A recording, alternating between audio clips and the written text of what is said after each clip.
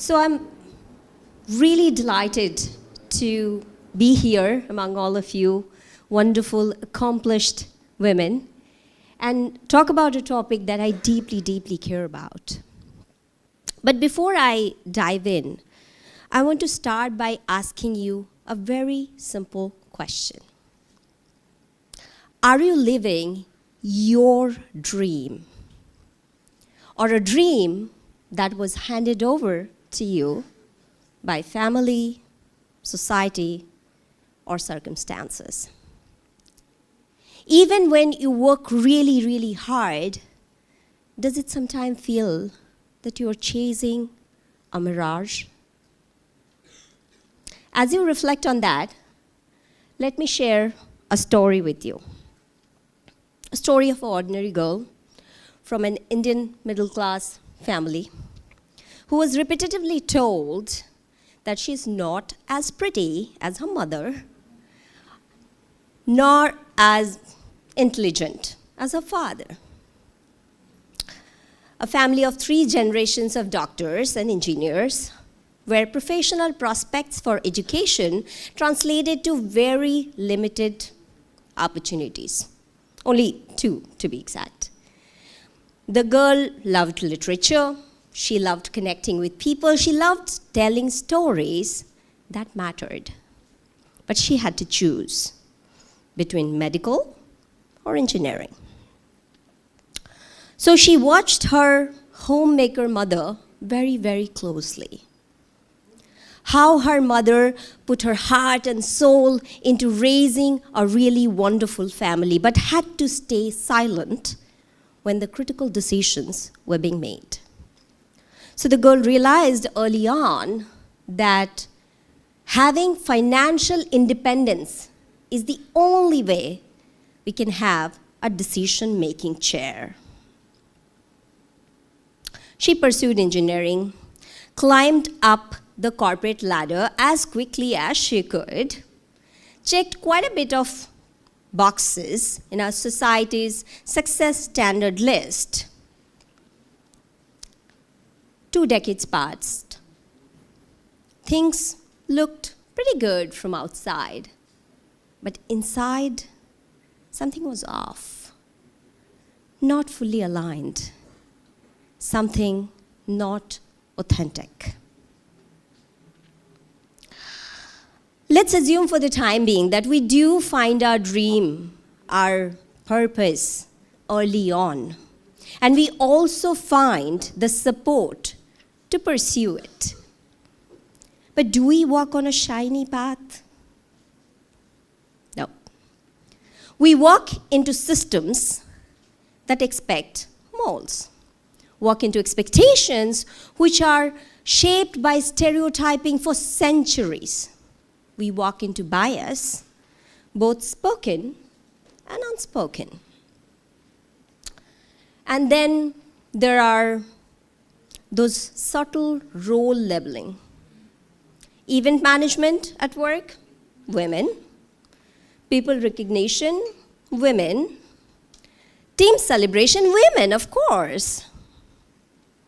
But the decisive authority, technical deep dives, or high-stakes presentations, those tend to go somewhere else. And the data has proven it again and again. Now let me ask you this. Have any of you ever felt that you are playing a part-time mother at work? You did? Smoothing conflicts, managing emotion, keeping the team together. And does any of that ever show up on a performance report? Right. So, then what do we do to navigate that and still grow? This is where emotional intelligence makes a grand entry. It starts by knowing ourselves. Before influencing others, before leading a team, before trying to change anything at all, we must ask, what am I feeling? Where is this coming from? What is my strongest emotion and how does it impact what I'm trying to achieve? This is where something deeper happens. Awareness turns into acknowledgement, acknowledgement to acceptance, and acceptance to abundance. Abundance of ideas, confidence, social connections, and optimism.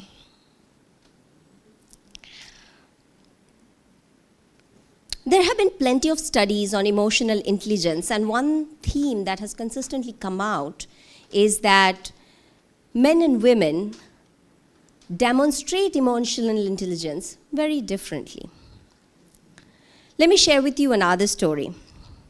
In my early investment banking days, I once had to deal with a very difficult user, someone who liked telling others what to do, even down to when I should log in, when I should take a break for coffee, when I should take a day off. I had two choices: push back real hard or escalate. Both choices could have cost me the relationship. So I paused, as many others said that pausing is good, and reflected on my intention. Then I initiated a conversation simply just to listen, not only to what's being said, but what wasn't. I acknowledged repeatedly the piled up expectations and frustration that was there from past. I made the conversation about the outcome and not about the person involved. Magic happened. Resistance dropped. Not because I was able to work with his emotions, but because I dealt with mine beforehand. When we choose authenticity, we don't just discover who we are on the surface. We become clear on what's happening inside us. Authenticity is not only about the shape of our body, the color of our skin, our accent, our background, or even our stories. It's about knowing our emotional identity, understanding our inner reality, our passions, our desires, our fears, and our strengths. And when we get aligned with that, we show up as whole. And when we show up as whole, we stop reacting and start choosing. For the longest time, the word power didn't sit right with me. It had some negative ring to it. It felt loud and forceful. Once I was invited to a very formal dinner where the sitting was arranged to maximize the opportunity to meet new people. I was super excited, picked up a blue dress, showed up on time. But within the first hour, I realized the conversation sounded mechanical.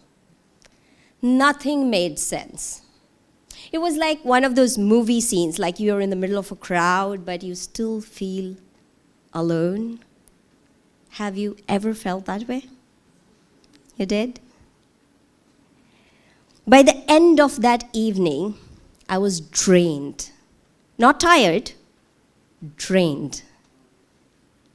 As if I was plowing a field for hours. That's when it hit me. I wasn't exhausted from the conversation. I was exhausted from performing. I was spending enormous amount of energy to fit into an image that wasn't fully me. That evening, I was leaking power. as I was leaking energy. When we stop carrying the baggage of other people's expectations and stop worrying about judgments and perceptions, our energy comes back to us. And energy is power. When we stop performing, we stop shrinking. And when we stop shrinking, we stand strong. And when we start leading from that position, something magical happens. It sends ripples. It touches people quietly, gently, and naturally.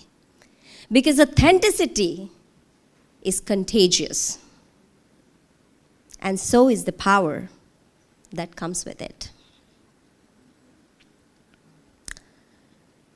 Emotional intelligence is what brings everything together. Self-perception, knowing where our heart truly is. Self-expression, choosing to show up with authenticity and awareness.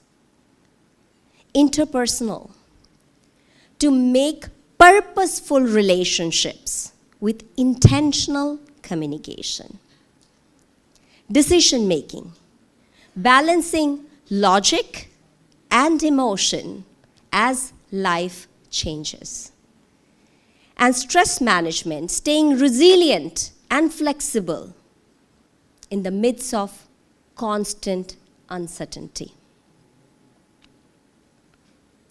Remember that girl I told you about? The one who had to pursue engineering to fulfill her father's mandate? Emotional intelligence helped her build really powerful relationship. Recover from a life-threatening accident and go kick more at work. It helped her achieve dreams she never thought was possible and start her second career innings from purpose after her 40th birthday. Yes, that girl was me. EI helps us embrace ourselves so that we could choose what's right, what feels right, even if it is not comfortable. So here is my invitation to all of you. Take a pause, reflect, look inside. What is your strongest emotion? And how can it help you achieve your dream? So I leave you with only one question. What would you choose if you could choose from your whole self? And I know that you already know the answer. Thank you.